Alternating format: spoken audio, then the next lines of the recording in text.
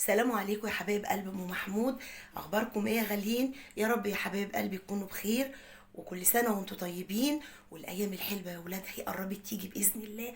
فالنهارده بقى قلنا هنعمل مع بعض ايه؟ رمضان كل سنه وانتم طيبين.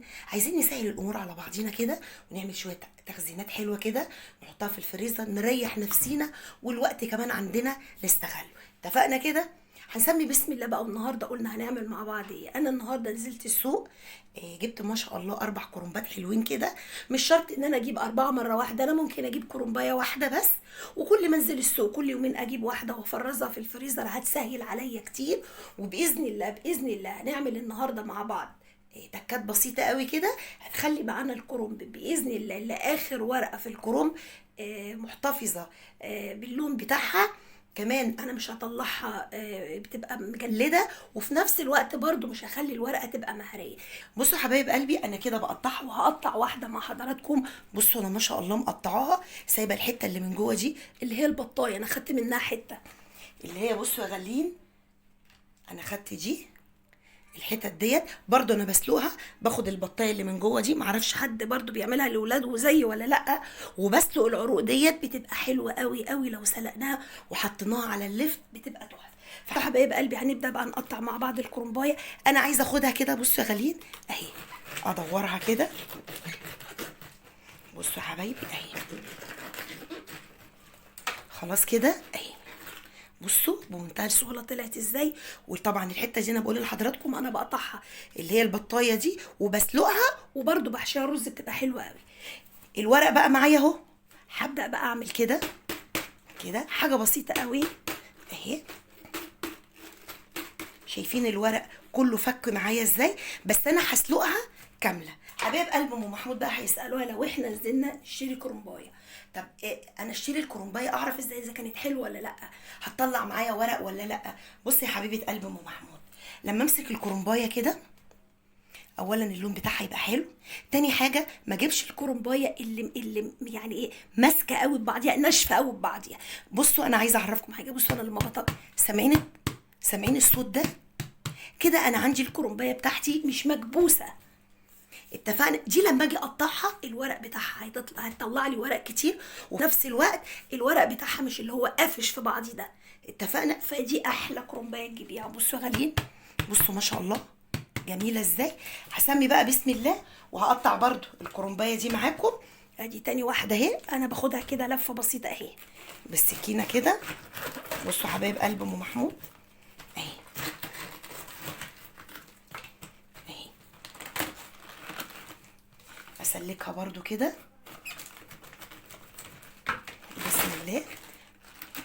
بصوا يا غاليين انا طلعتها ازاي، وما شاء الله بصوا القلب بتاعها. قبل ما اسلقها بقى هعمل زي ما قلت لكم كده اهي، حاجه بسيطه بس كده. بفتح الورق من بعضيها، لاني انا لما بسلقها ما بسلقهاش ورقه ورقه، انا بسلق الكرنبايه كلها بتطلع زي الفل. يلا مع بعض بقى نسمي بسم الله ونروح على البوتاجاز ونشوف هنعمل ايه. وزي ما اتفقت بصوا انا بقطع الحته دي كده اهي اهي، ما شاء الله اهي. انا باخد بقى الحته الصغنونه دي، ايه رايكم بقى؟ ايه معرفش بتسموها بطه، بيسموها وزه، معرفش.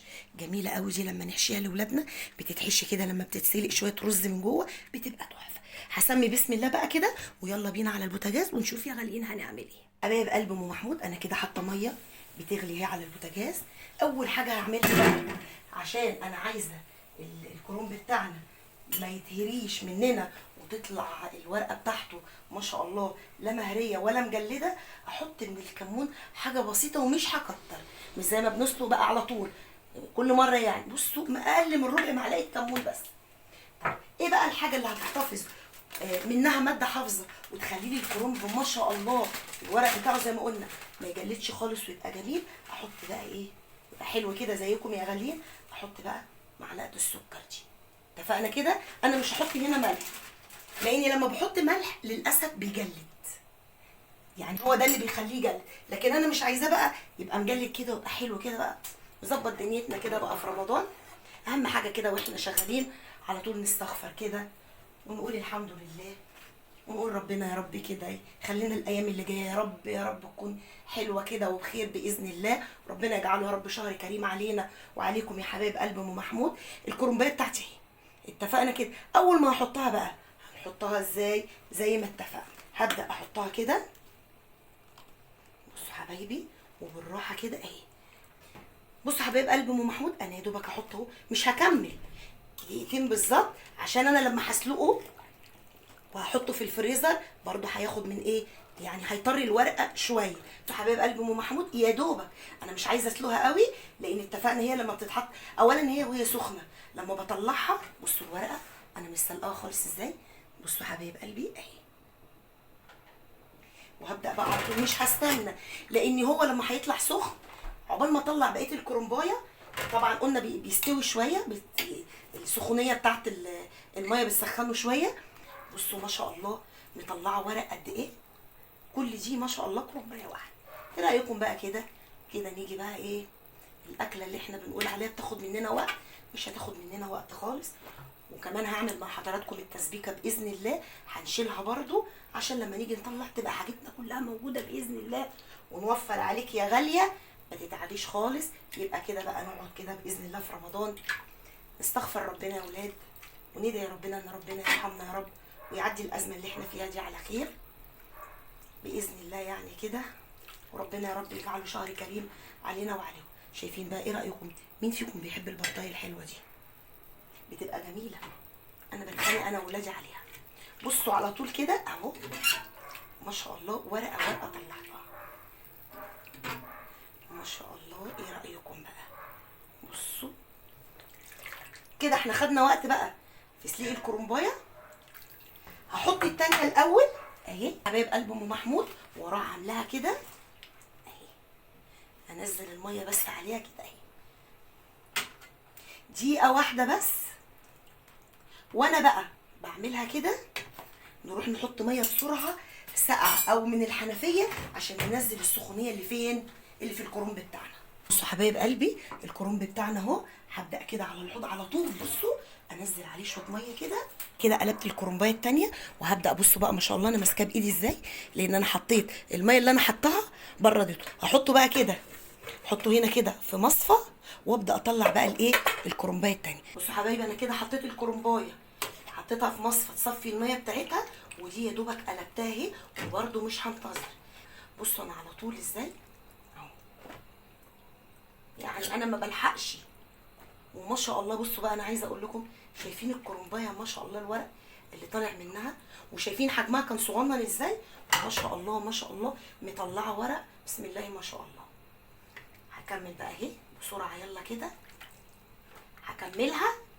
هي ما شاء الله كده اهي الورق بتاعها تحفه. شايفين الورق من جوه ايه رايكم في الجمال ده.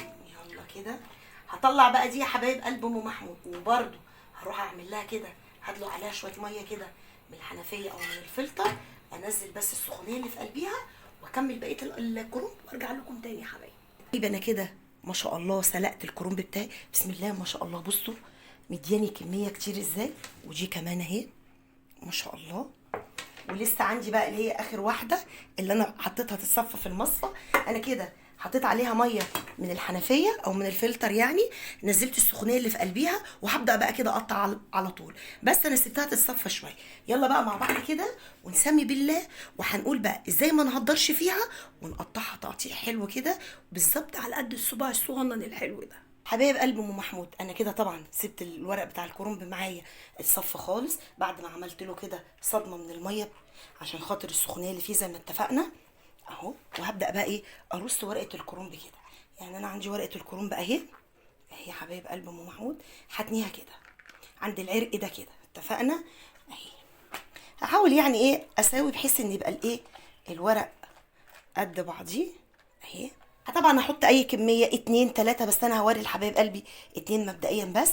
وهاجي بقى من عند العرق بتاع الكرنبه كده بتاعت الورقه بتاعت الكرنب وهقطعه كده. هاخده من اوله اهو يا حبايب قلب ام محمود لاخره. الورق دوت انا هحطه زي ما اتفقنا يا اما في الورق بتاع اللفت يا اما والله لو عملته كده بشويه خل كده وشويه كمون وشويه توم كده وشويه ميه وحطيناه ما شاء الله احلى بطرمان مخلل اتفقنا يا غالين. وهبدأ بقى اقطع الحجم اللي انا عايزاه. حلو قوي كده. يعني انا مثلا ايه، بالنظر كده اهي قد عقلة الصباع. اتفقنا كده. احطها كده واجي بقى الناحية دي برضو ايه على قد عقلة الصباع تقريبا يعني كده اهي. اتفقنا كده حبايب قلبي. نبدأ بقى نقطعها كده مع بعضينا اهي. بسم الله الرحمن الرحيم. الحته طبعا اللي على الحرف دي، بصوا يا غالين، اللي هي مطرح العرق بتبقى اتنين في بعض، فانا هاخد بالي ان انا لما اقطعها ما اقطعهاش كبيره قوي، هتبقى اصغر من اللي انا بقطعه.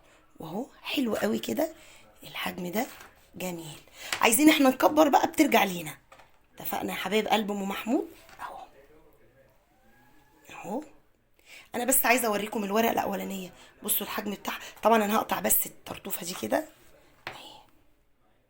بصوا حبايب قلبي، عايزه بقى اوريكم الجزء ده. شايفين يا غاليين؟ حلو قوي الحجم ده. هيبقى بالظبط كده بالظبط. شايفين؟ كله قد بعضيه. ايه رايكم بقى؟ وكمان الورقه، بصوا الورقه مش طريه ازاي، انا عايزاها تبقى ناشفه شويه كده، تبقى ماسكه نفسها كده، عشان برضو مع التفريز بتطريها شويه. ايه رايكم؟ حلو قوي كده على قد الصوابع اهو. بصوا يا حبايب قلب ام محمود، حلو قوي الصبع كده. لو قسناه هنلاقيه بالظبط كده قد العقله بتاعت الصبع بتاعنا. ايه رايكم بقى في الجمال ده؟ حلو قوي الحجم ده. هقطع انا بقى نفس الكميه دي وارجع لكم تاني. حبايب قلب ام محمود، انا كده يا غاليين قطعت الورق بتاع الكرنب زي ما وريته لحضراتكم. بيسهل طبعا علينا كتير، بس قبل ما اعبيه لازم اوقف الورق بتاعنا كده. بصوا غاليين كده، واسيبه يتصفى في المصفى، ينزل كل الميه اللي فيه، لاني انا لو شلته كده الورق بتاعي حاجه اطلعه طبعا هيبقى منزل الميه، فالورق مجرد ما اول ما تحطيه في ايدك ولسه قبل ما تلفيه هتلاقيه اتهرى منك خالص. فانا عشان كده حبيبتي هسيبه يتصفى خالص، وبعد ما يتصفى بقى اوري لحضراتكم الشكل النهائي. حبايب قلبي احنا كده خلصنا الكروم. ايه رايكم؟ ما شاء الله انا عبيته هنا في اطباق اللي هي الفل دي بتبقى رخيصه، ولما بنعمله بالورق الاسترتش بنبقى كامرينه قوي كده، احسن كمان ما بنحطه في كيس، مش عايزين ندخله هوا خالص. وحته اكيده من عوامل نجاحه ان احنا لازم نصفيه، حتى لو زي ما انا قلت لكم كل يوم كده ولا حاجه، كل يومين ثلاثه كده كرومبايه، بس اهم حاجه نصفيها كويس قوي عشان ما يبقاش فيها ميه خالص، عشان الورق ما يطلعش مننا مهري. ومعلقه السكر ديت هي دي ماده حافظه وبتساعد ان تفضل الورقه بسم الله ما شاء الله زي ما هي. فايه رايكم بقى كده؟ انا عملت ما شاء الله 6 اطباق، والكيس دوت العروق اللي هي بتاعت القلب بتاعت الكرنبايه انا مقطعاها حتت صغننه، احطها بس في الحله من تحت قبل ما نحشي الكرنب بتاعنا. وما شاء الله بصوا الحجم بتاعه حلو قوي، يا دوبك كده على قد الصباع. اتمنى يا رب ان الفيديو يعجب حضراتكم، واللي وصل معايا حبايب قلب ام محمود لغايه هنا ما تنسينيش بقى يا حبايب قلبي في اللايكات الحلوه والكومنتات الحلوه، ونشير كده عشان يوصل لحضراتكم كل جديد. اسيبكم يا حبايب قلبي في رعايه الله، وكل سنه وانتم طيبين، ويا رب الايام اللي جايه تبقى ايام خير علينا اجمعين، والسلام عليكم ورحمه الله.